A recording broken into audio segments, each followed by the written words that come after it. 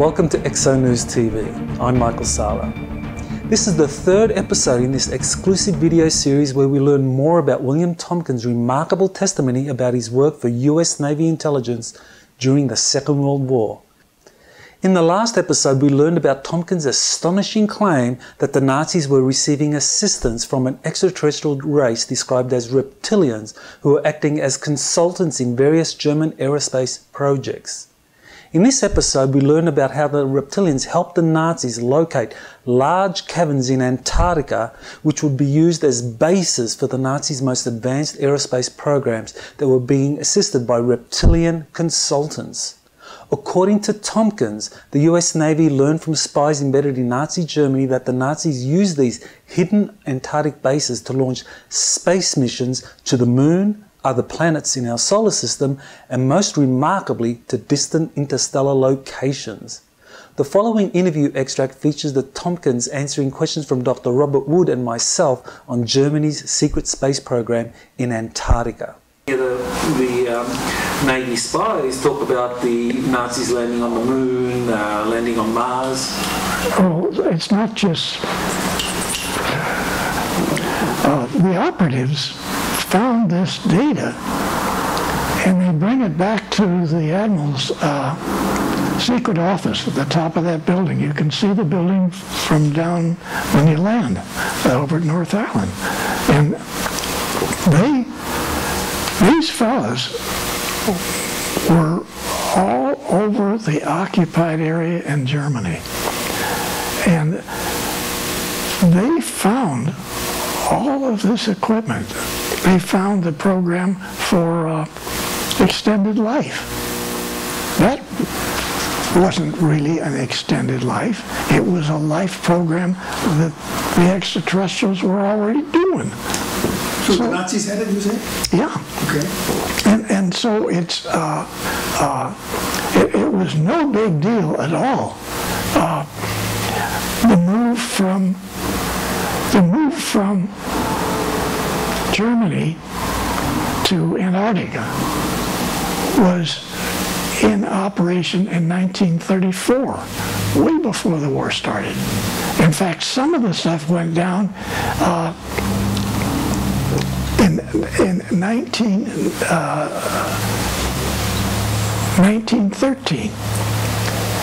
Large portions of equipment were sent down there, but right next to them were 3 tremendous-sized caverns, which the Reptilians had. Not Greys, Reptilians. Germany got 2 more, but they were about 1/10 the size of the big Reptilians. So they were able to bring the supplies down, mostly by submarine. They built these fat submarines. There's a regular class that they built, so they could ship all this stuff down. And they were shipping stuff down right after the turn of the century. I mean, whether they had convinced themselves that they didn't care or they weren't interested in the war, whoever it was, like the Veil Society, they had almost 90% of everything that it takes to build extraterrestrial vehicles, whether they're saucers or cigars. They had that down to Antarctica by 1932. Some of it was gone down. And not the main programs, but they had copies of everything that was necessary to build these. They were building them in production all over the occupied countries, underground production facility with slave labor.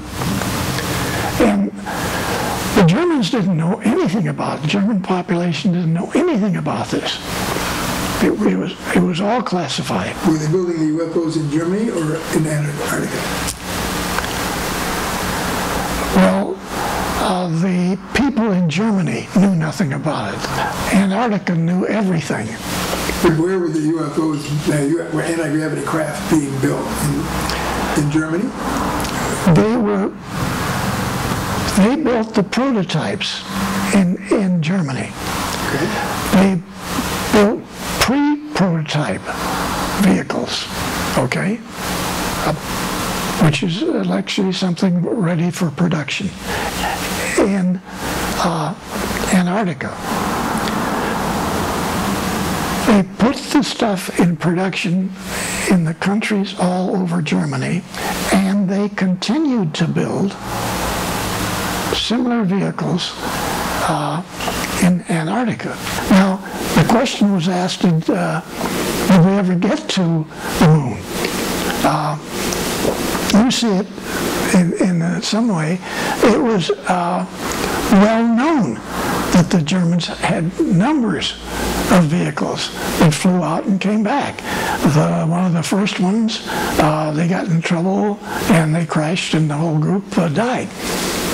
But that was almost all coming from Antarctica, because they were way before 4 years before the war ended. They were always moving all of this stuff out, and so the flights, almost everything came from Antarctica with the same people. So during the war years, from Antarctica, the Germans were basically launching these craft, and the moon was one of many destinations they tried. Yes, and I don't know that it was true or not, but it was stated by several of those fellows that they had gone to several stars and come back. So that would be a kind of corroboration that the so-called Andromeda device, which was based on some principle of teleportation, actually was viable, that they were able to use the Andromeda device to get to a star system like Aldebaran and then come back. Yeah. In the next episode of Exo News TV, we will hear from William Tompkins how the Nazis used slave labour in their hidden Antarctic bases, and that the Italian government had also developed a flying saucer program headed by famous inventor Guglielmo Marconi that was secretly operating out of hidden South American locations.